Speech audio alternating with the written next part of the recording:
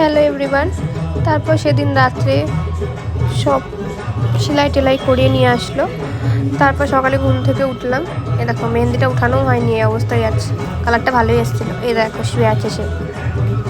তারপর রেডি হয়ে বেরালাম, একটা বাড়িতে নেমন্তন্ন করতে গেলাম, আর মায়ের শাড়িটা দিতে গেছিলাম, দেখো মায়ের গায়ে মাটি পড়ে গেছিলো। তারপর মায়ের সাথে গেছিলাম এই কুচকুটা রানীর বাড়ি, ওকেও বলতে। এটা হলো আমার মাসির মেয়ে, মানে বোন। তারপর সারাদিন সব কাজ টাজ করে দোকানে জিনিসপত্র কেনার ছিল, সব করে টোরে এসে সন্ধ্যাবেলা এটাকে কমপ্লিট করার চেষ্টায় ছিলাম। পুরোটাই কমপ্লিট করলাম, কারণ আজই কমপ্লিট করতে হবে, পরের দিন লোক চলে আসবে। তো এটাকে কমপ্লিট করে সেদিন তাড়াতাড়ি ঘুমিয়ে যেতে হয়েছিল, কারণ সকালে উঠেই উপাস শুরু হবে, অনেক চাপ। তাই জন্য এটাকে কমপ্লিট করে তাড়াতাড়ি খেয়ে দিয়ে ঘুম। তারপর দিন থেকে কী করলাম সেটা আসছি নেক্সট ভিডিওতে, স্টে টিউনড।